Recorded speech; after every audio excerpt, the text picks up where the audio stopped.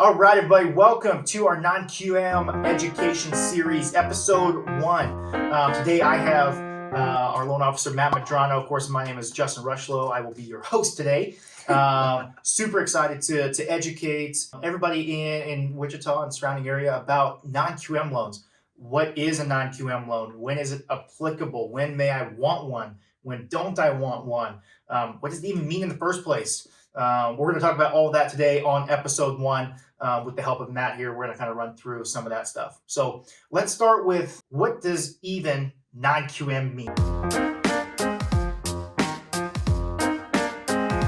So non-QM is really just any loan that doesn't qualify under QM, right? Qualified mortgages. Qualified mortgages are the typical loan products that you're familiar with hearing that everybody's heard of. Conventional, FHA, VA, USDA/rural. Those are qualified mortgages that are backed by the government or Fannie or Freddie, and they meet certain guidelines of QM loans or qualified mortgages. Non-QM loans are just the loans that don't fit that umbrella, right? That are a little bit outside of the box or can help us get out of a jam that a client might be in. And that's when we really start to use non-QM products. Justin, I mean, when would a non-QM product make the most sense for somebody? Yeah, so there's a lot of times where, a non-QM could make sense. Let's say, with the spike in COVID, a lot of people have become self-employed, right? Say, hey, you know what? I'm not going to rely on my W-2 job. They're making me work from home. I'm going to pick up this side hustle, and boom, it takes off, right? You start drop shipping or whatever the heck you're doing nowadays, sure. Right?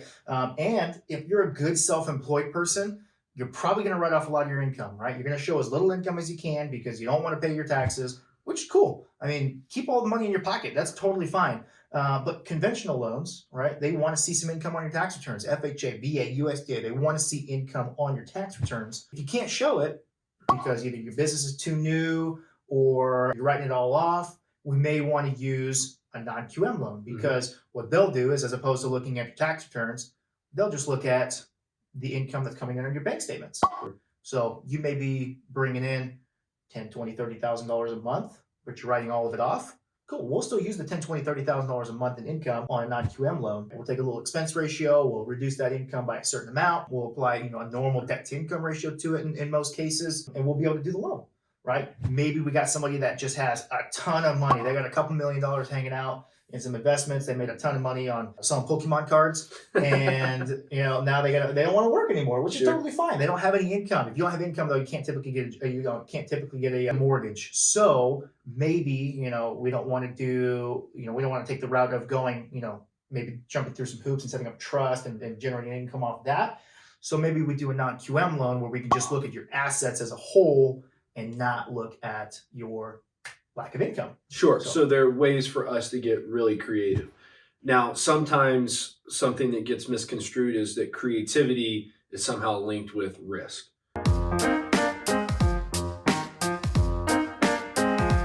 Right?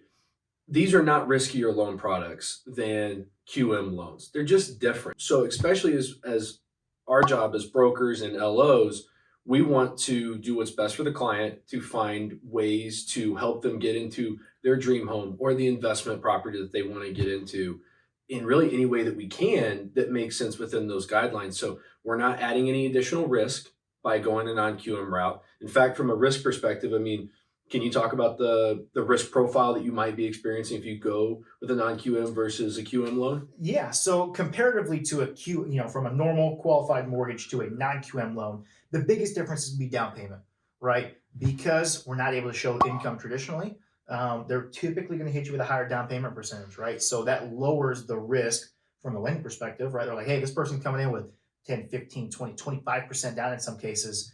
This person's got a lot of skin in the game. We're going to get them, we're going to make them a loan regardless of how the rest of everything looks in some scenarios. So the lenders really capitalize on that. They make sure that, hey, if this person's not going to show income, we're going to make sure they show some down payment. That's going to reduce the risk for the lender. It's going to, make sure the borrower's got some skin in the game. Make sure, hey, you can really afford that payment. If you're putting up $100,000 to buy a house, you're probably really going to make sure you can afford that payment. Sure. So we touched on some of the high levels of when QM would be something that we could turn to qualify you for a mortgage. But in the next episode, we're going to talk in more detail about the different products that we have. We'll talk about the different products that we could actually go to or different types of non-QM loans. And then really the use cases or the scenarios where a borrower would really want to go for a non-QM product as opposed to a qualified mortgage. Yeah, we'll run through some certain scenarios. We're one of the only lenders in Wichita that are able to offer these non-QM loans. So we could throw out some success stories and show, hey, this was a borrower that wasn't able to get approved at a local bank or credit union or whatever. They came to us, we were able to get them a loan. And make it all work out just fine. So we'll touch on that. But for now, this is the end of episode 1.